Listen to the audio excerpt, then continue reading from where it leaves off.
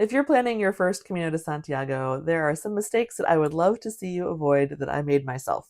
And so this video, I will walk you through 7 things that are pretty easy to avoid, honestly, and can make your Camino experience that much richer. Let's jump in. First, I'll just say, I'm not trying to scare anybody and be like, oh no, mistakes are terrible. Like, we all make mistakes walking the Camino. We all make mistakes in life. These are just some pitfalls that I would love to give you some heads up about so that perhaps you can learn from them before you make those mistakes and just have a more enjoyable Camino experience. Mistake number 1 is over planning. If you've watched any of my other videos, you know that I kind of harp on this. I think it is a mistake to plan out your entire Camino. It just blocks off the opportunities for growth and new experiences. And so I just don't think you should do it. What I do think you need to do is plan enough logistics to get you there, get you started, help you feel comfortable in those first couple of days, and then let it unfold. So a little bit of planning and prep, some things set in stone, but mostly be open to where the spirit and where your body takes you on this route. If you overplan, then you lock yourself in and you're not able to actually maybe walk with people that you have met, stop with them, or go farther. It's harder to listen to your body in terms of what you are capable of in that particular day. So I just think leaving space to figure stuff out is a much richer experience. Second mistake is overpacking. No surprise there. We all do it. We all are obsessed with bringing everything we think that we need. The Camino is really good at reminding us that there's very little that we actually need. It's not a problem that pilgrims are wearing the same things over and over again. We do a lot of laundry. We have a lot of wonderful pilgrim fashion, but that's who you are in this moment. It is not about how many different changes of clothes do you have. It's what helps you be able to walk the Camino. So packing less than you think would be useful. Overpacking also blocks us from having the need to depend on other people or the generosity of others, and that actually is a big gift of the Camino. The more you bring, the more you have to take care of, and you don't want to be focused on all the things you have to take care of or packing and repacking your bag. You want the necessities, and that's it.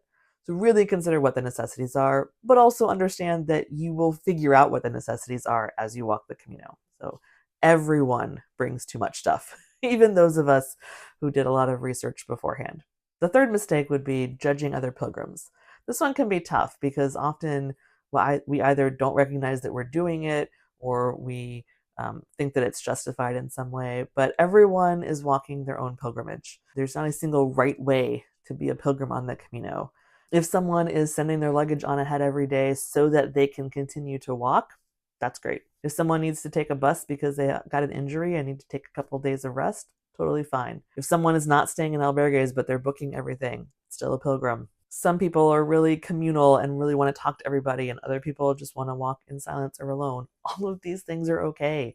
We each walk our own Camino. Sometimes that judgment comes from large school groups that walk in the summer. They tend to be exuberant and often have music, and that can be really jarring for pilgrims who've been walking in silence for a while. All of us are pilgrims. It's all okay. So the judgment that you have for other pilgrims is only impacting you. And I say this out of total personal experience, right? I remember when I walked the Francis, when we arrived in Soria, and it was like rush hour on the Camino. And I had a really hard time adjusting to the sort of new reality on the Camino that contrasted so much with what I had just had 5 weeks of experience with, that it was really easy to judge what I even called taxigrinos, right? People who were hopping in and out of taxis to get their stamps. But you know what? That was only hurting me, right? That was just me being judgmental. I have no idea who those people were and what their stories were, and they were on their own Camino, and that was fine. So please try to avoid this mistake of judging other pilgrims. Walk your own pilgrimage. Don't worry about anybody else. Mistake number 4 would be trying to walk too far too fast. It's really important to listen to your body on the Camino. And so this kind of goes back to the overplanning. If you think you need to hit a certain point on any particular day, but your body's not feeling it, you need to listen to your body, because slowing down is what's going to make it possible for you to actually finish the Camino. Pushing yourself too hard and not listening to what your body is telling you is probably the number one reason that people get injured and end up not finishing. So don't make that mistake. The Camino is not a race. You're not behind anyone. It's just one of the best lessons I learned on the Camino is the value of walking at my own pace. So it took me a little time to recognize the mistake I was making, which was trying to match my pace with other people. And so when I actually stopped doing that, I had a richer experience. The best advice for that mistake is to start slow and find your actual rhythm, right? Find what it is that your body likes to do, because that's what's going to enable you to make it to the end. Mistake number 5 is not paying attention to all the beauty that's around you. This kind of goes along with the walking too fast, but this mistake would be in being so focused on where you're trying to get to that you ignore all of the things that are around you in that present moment. I was very driven by destination overall, but I also was really amazed and overwhelmed by all the beauty that was around me in every moment. So take some time to literally stop and smell the roses. In this case, like, look at the sunflowers. You know, take some pictures. Recognize when you've come to an amazing view. Stop and take a moment. Lean into really great conversations, like be present in those and not constantly trying to be like, oh, I can't stop and talk, I have to get somewhere.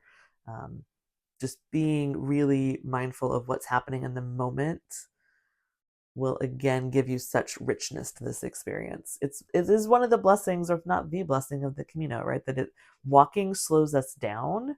It changes our pace of life and actually gives us space to do that noticing. So the mistake would be in not allowing yourself to do that noticing.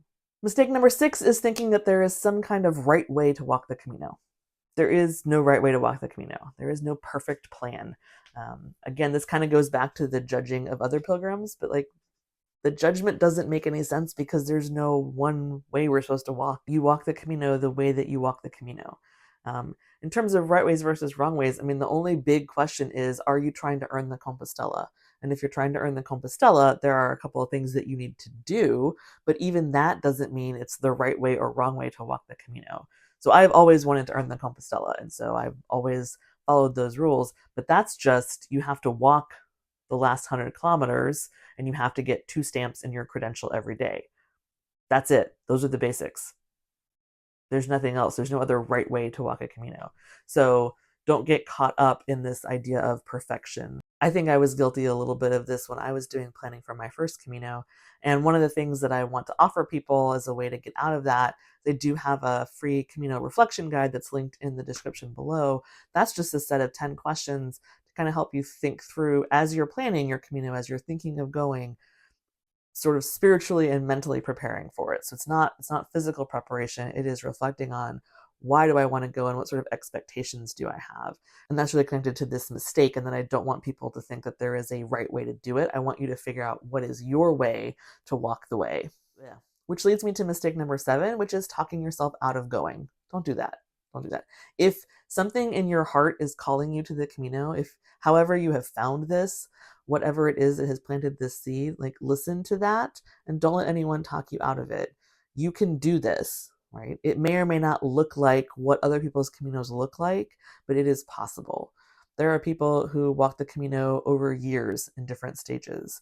There are people who are pushed in wheelchairs. There are people who walk alone. There are people who walk in groups. Don't stop yourself from walking the Camino out of fear or out of complicated logistical questions, right? It is all solvable, and any fear that you have can be overcome. And the fear is usually the fear of the unknown, right? It's the uncertain. But that is, oh my gosh, is that the gift of the Camino, right? It is, how do we face the unknown? You take it one step at a time, with companions on the way, with the destination in mind. That is the sum of the Camino. So please don't stop yourself from being able to receive the gift of this wonderful experience, to walk this path that millions of people have walked before you, that opens you up to the beauty of the Spanish countryside and the camaraderie of other pilgrims, and really gives you the space to come face to face with yourself and to actually hear what God is calling you to do in your life. That call can be louder or quieter, but it's there. Like, give yourself the gift of space to listen. Please do that. So please don't talk yourself out of this. Please don't talk yourself out of this. You can do it. I'm happy to help. Please let me know if there's anything I can do to help convince you that this is something that you can do or to help talk through logistics or anything. Aside from that free reflection guide, I also offer Camino coaching. So those links are also available in the description. But I'm just here because I think that the Camino is the best thing I have ever done. And I want other people to do it too, because I know how valuable it can be. And so, really, anything I can do to help you be more comfortable with that decision, just say the word. So overall, everyone makes mistakes on the Camino. I am not trying to give you the perfect Camino by highlighting these things. No, it is more a sense of reality of like, here are some that you might make or that you could anticipate ahead of time, but then you're going to find all of the ones that you make anyway. That's okay. Again, there's no such thing as the perfect Camino. But I hope that this has given you some encouragement and a little bit of reality about what being a pilgrim on the Camino is. And wherever you are in your journey, I wish you a buen camino, and I hope to see you on the way.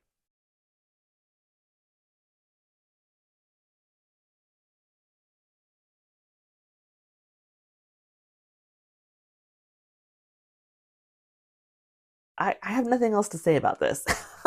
Just like, don't take as much. Don't take so much.